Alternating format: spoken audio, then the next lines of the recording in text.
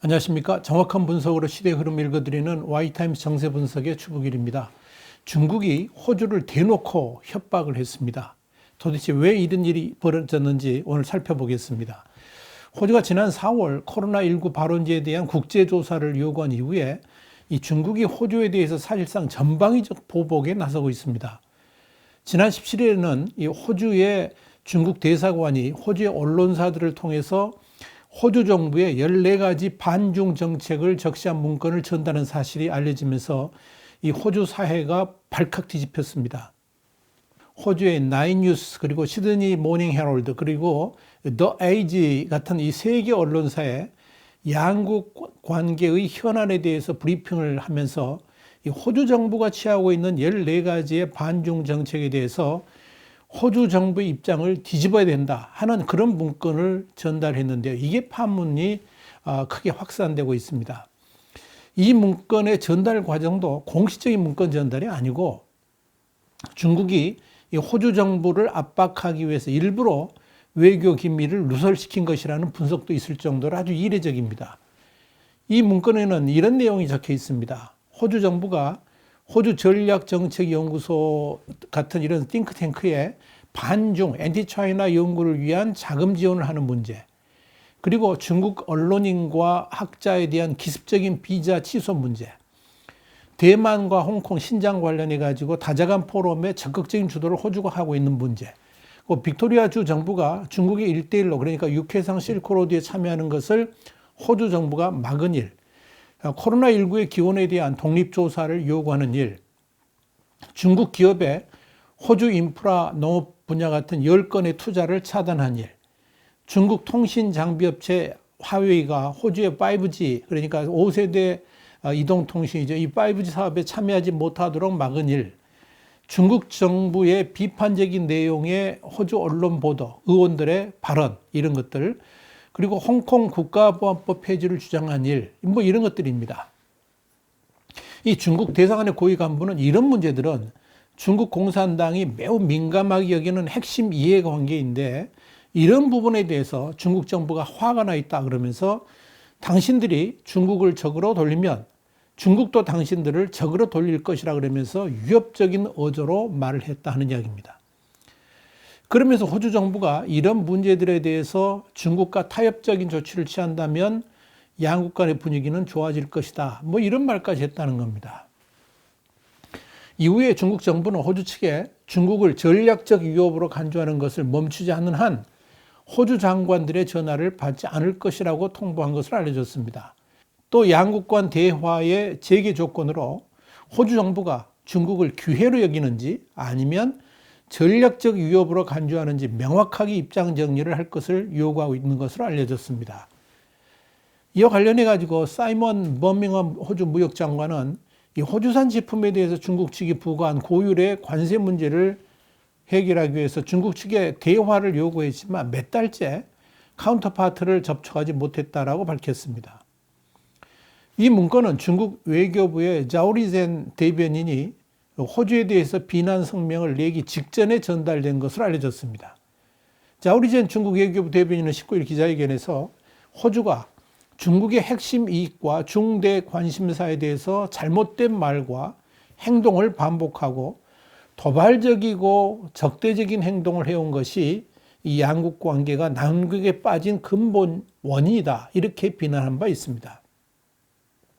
자, 이렇게 호주와의 정면 충돌과 관련해 가지고 호주의 중국 대사관 관계자는 양자 관계의 침몰을 중단할 대화 무드 조성은 호주 정부에 달려 있다. 그러면서 모든 문제는 호주 측에 의해 발생됐기 때문에 냉전적 사고를 벌이지 않으면 모든 궤도가 탈선할 것이라고 경고했다. 이렇게 호주의 언론들이 전했습니다. 자, 그렇다면 이 문건을 일부러 누설했다고 제가 말씀드렸었는데요. 이렇게 문건을 누설한 중국의 의도는 과연 뭘까요? 이걸 생각해 봐야 됩니다. 문제는 중국이 왜 하필 그날 중요한 외교 문건을 누설했는가 하는 거죠. 문서가 공개된 날은 언제냐면 스콧 모리슨 호주 총리가 일본을 방문해 가지고 양국 영토에 상대방 군대 주둔을 허용하는 공동훈련에 관한 군사협정을 맺기로 합의했다는 소식이 전해진 날입니다. 사실 이 합의는 국제적으로도 아주 중요한 의미를 갖습니다. 이건 일본과 호주가 사실상의 군사동맹 체제로 들어간다는 것을 의미하기 때문에 그렇습니다. 특히 공식적인 군대가 아닌 일본의 자위대가 호주에 주둔할 수 있다는 것은 이미 일본 헌법에 명시된 자위대의 범위를 넘어선 것이다, 이렇게 말씀드릴 수 있습니다.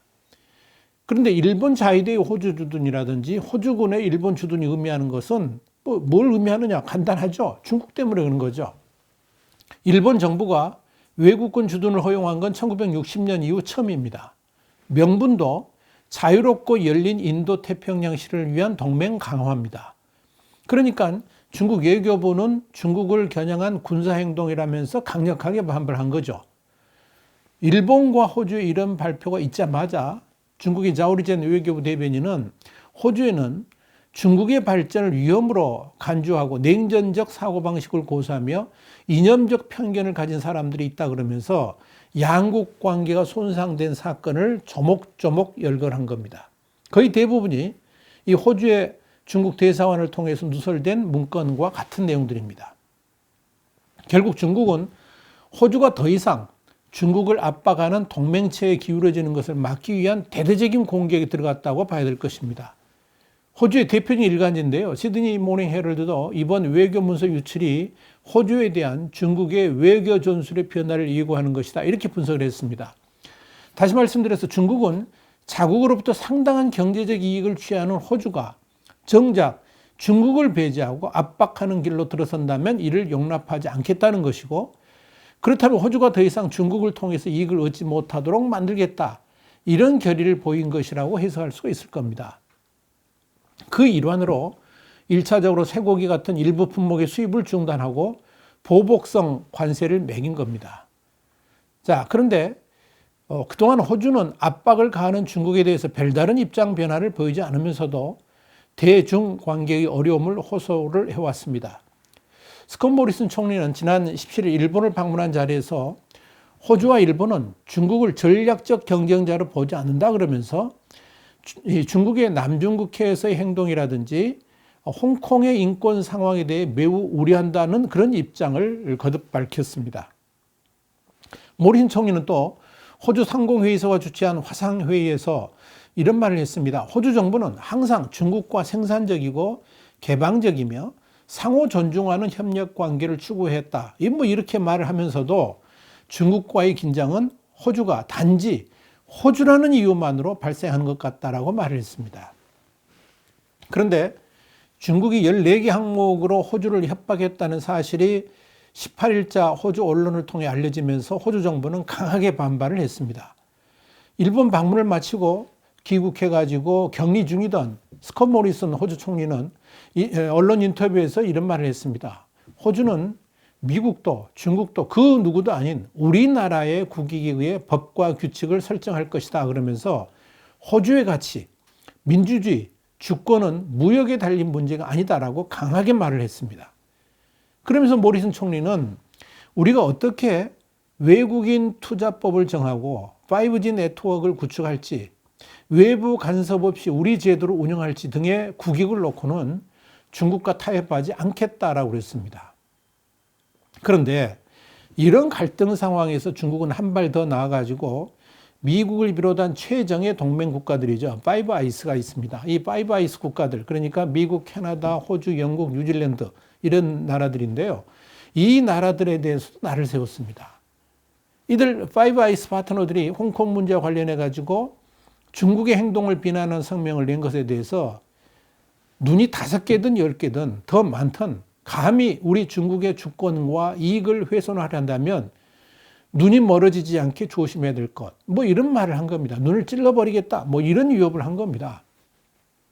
중요한 것은 이 중국 외교부의 이런 성명이 시진핑 주석의 아시아 태평양 경제협력체, 그러니까 에이펙 화상 정상회의에 참석해 가지고 중국의 개방과 국제협력을 더 강화하겠다고 하면서 글로벌 협력을 촉구한 지 몇 시간 후에 나왔다는 겁니다. 이 시진핑 주석은 대외적으로는 원만한 국가 관계와 또 이런 협력을 말할 때 외교부는 정작 중국과 손을 맞잡자는 국가들에 대해서 대대적인 보복을 예고를 한 셈입니다. 그런 면에서 호주는 중국의 눈찌르기 반격의 표본이라 할 수 있을 겁니다. 중국은 호주의 최대 무역 파트너입니다. 호주는 전체 수출의 40%를 중국과 할 정도로 비중이 큽니다. 중국 수출입 의존도가 일본, 미국을 합친 것보다 많고요. 코로나19 이전인 지난해에는 중국인 관광객 130만 명이 와가지고 15조 원 정도를 쓰고 갔습니다. 여기에 전체 유학생이 30% 가까운 17만 명, 이 중국 청년 숫자가 17만 명이 나와 있습니다. 그래서 이 호주 대학 재정을 굳건히 떠받치고 있죠. 자, 이러다 보니까 일자리 12개 중 1개를 중국에 의존하고 있다. 이렇게 볼 수가 있을 겁니다. 그런데 호주는 안보에 관한 한 파이브 아이스 국가로서 철저하게 미국과 보조를 맞추면서 반중국 정책을 펼쳐나가고 있습니다. 물론 호주 내에서 이런 반중 정책에 대해서 이견이 없는 것은 아닙니다. 호주 준비제도, 그러니까 중앙은행 필립 로 총재는 호주는 중국과 강력한 유대 관계를 유지해야 된다. 그러면서 그것이 상호 이익이라고 주장을 했습니다. 세계 최대 광산업체인 BHP의 막 헨리 최고 경영자도 호주 경제는 수출 의존적이라 그러면서 어떤 나라는 자급자족 경제를 통해서 경제적 성공을 이루기를 열망하지만 호주는 그런 식으로 성공할 수 없다 그러면서 이 수출이 중요하기 때문에 중국의 요구에 따라야 된다라고 주장했다. 이렇게 언론들이 전했습니다. 그럼에도 호주 정부는 조금도 주저하지 않고 반중국 대열에 선두에 서 있습니다. 여기에 미국이 주도하는 쿼드, 그러니까 미국, 일본, 인도, 호주 이 4국 연합이죠. 이 4개 나라 연합체에 적극 참여를 하고 있습니다. 호주가 이렇게 경제적 어려움에도 불구하고 강경하게 나가는 것은 자유민주주의의 가치를 국익의 최우선에 두기 때문에 그렇습니다. 당장 중국의 압박으로 경제적인 어려움에 처할 수 있겠지만 그것이 오히려 더 나은 미래를 창조해 갈 수 있다는 그런 확고한 믿음이 있기 때문에 그런 겁니다. 더불어 이 파이브 아이스 국가로서 미국과 영국 등이 추진하고 있는 반중국 프레임에 확고하게 서는 것이 앞으로의 호주 경제에도 도움이 된다는 판단이 섰기 때문에 그럴 것입니다. 그래서 모리슨 총리가 호주의 가치, 민주주의, 주권은 무역에 달린 문제가 아니다라 그러면서 국익을 놓고는 중국과 타협하지 않겠다라고 선언한 겁니다. 그런데 말입니다. 사실 이번 호주 주재 중국 대사관 행동은 사실상 외교적 무례를 넘어서 호주를 너무나 얕보고 행동한 것이 아닌가 이렇게 보여집니다. 그런데 이렇게 호주 정부를 무시하는 일이 이번이 처음이 아니었습니다. 지난 8월 말에 호주 기자들이 중국의 무역 보복 조치와 관련해 가지고 이를 항의하기 위해서 왕신잉 주 호주 부대사를 초청했습니다. 기자들은 일부러 만찬 자리를 호주산 와규 구이하고 호주 보리가 들어간 샐러드 그리고 호주 와인으로 구성된 메뉴로 꾸몄습니다. 지금 중국이 보복하는 무역 물품들이었던 겁니다. 그런데 그 자리에서 외교관인 왕신잉 부대사는 연단에서 호주가 저지르고 있는 문제점이라 그러면서 호주 정부를 질타했습니다. 왕신잉은 호주 정부가 코로나 기원조사를 국제사회에 제안하기 전에 우선 중국 정부에 문의했어야 됐다 그러면서 최소한의 예의도 없다 이런 식으로 말하면서 호주 정부에 대한 배신감을 드러냈습니다. 그러면서 호주에 대한 중국의 감정을 뭐라고 표현했느냐, 어떻게 표현했느냐, 브루투스 너마저라는 말로 표현했습니다. 중국을 카이사르에 그리고 호주를 카이사르 암살에 앞장섰다고 말하는 아들뻘인 브루투스에 비유를 한 겁니다. 여러분 마치 지난 2016년 7월 한국의 사드 배치 이후에 중국이 한국에 보여준 행동과 너무 유사하지 않습니까? 당시 후보 연구소는 소국인 한국이 대국인 중국을 거스르면 안 된다는 한족 우월주의가 사드 보복에 반영됐다는 분석을 내놓기도 했었습니다. 아예 시진핑은 한국을 가리켜서 과거에는 중국의 일부였다고 말할 정도였으니까 이 호주나 한국이나 중국이 여지없이 어떤 취급을 하는 거예요? 조공국 취급을 하고 있는 그런 셈이라 볼 수 있을 겁니다. 자, 그런데 그렇게 오만한 한족 우월주의에 빠져 있는 중국을 대하는 호주와 한국의 자세는 완전히 다릅니다. 호주의 스콧 모리슨 총리는 중국의 거센 압박에도 우리 가치관을 강제로 팔아버리는 일은 하지 않는다라고 했습니다. 그러면서 오히려 대중국 압박을 강화했습니다. 중국의 관세 부과로 경제가 어려워지고 중국인들의 호주 여행을 가로막아서 여러 가지 어려움이 닥쳐오는데도 스파이 활동 혐의로 중국인 학자들 비자를 취소했습니다. 호주에 있는 중국 매체 기자들의 숙소를 비슷한 혐의로 수색했습니다. 심지어 중국 기업의 호주 회사 인수 계획을 국익에 반한다며 막아 세웠습니다. 중국 정부가 호주 주 정부와 단독 계약하는 것을 막는 법안을 만들어서 중국 영향력이 더 스며드는 것을 틀어막기도 했습니다. 호주 주재 중국 대사관이 제시한 14가지 문제들이 다 그렇게 해서 벌어진 것들입니다. 호주는 앞으로도 중국의 고개를 결코 숙이지 않겠다고 했습니다. 자유민주주의의 가치를 단순한 무역 보복 때문에 버릴 수 없다는 입장을 분명히 취한 겁니다. 그것이 호주의 미래에 더 좋은 선택이라고 말을 했습니다. 반면 한국은 어떻습니까? 사드 보복으로 한한령, 그러니까 한류 금지령이 내려졌고요. 이로 인해서 중국 단체 관광객이 끊겨서 명동거리가 텅 비는 상황이 자주 벌어졌죠. 사드 부지를 제공한 롯데는 중국 현지에서 공사 중단 당했고 영업 중지, 이런 집중 포화를 맞았습니다. 그러니까 우리 정부는 급하게 군사 주권을 내주는 삼불 합의로 부랴부랴 중국과 타협을 했죠. 이 합의로 한국은 낡은 사드 부품을 바꿀 때마다 중국의 사전 양해를 구해야 됩니다. 지난 10월 20일에도 서욱 국방장관은 중국의 공산당 국방부장에게 경북 성주 사드 기지의 보강 작업에 대해서 양해를 구했다고 합니다.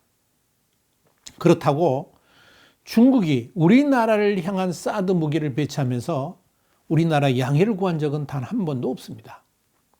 그렇게 3불까지 합의했는데도 아직도 한한령은 풀리지 않고 있습니다. 중국이 우리의 경제를 한순에 쥐고 대한민국의 외교 주권까지 주물럭거리고 있는 겁니다.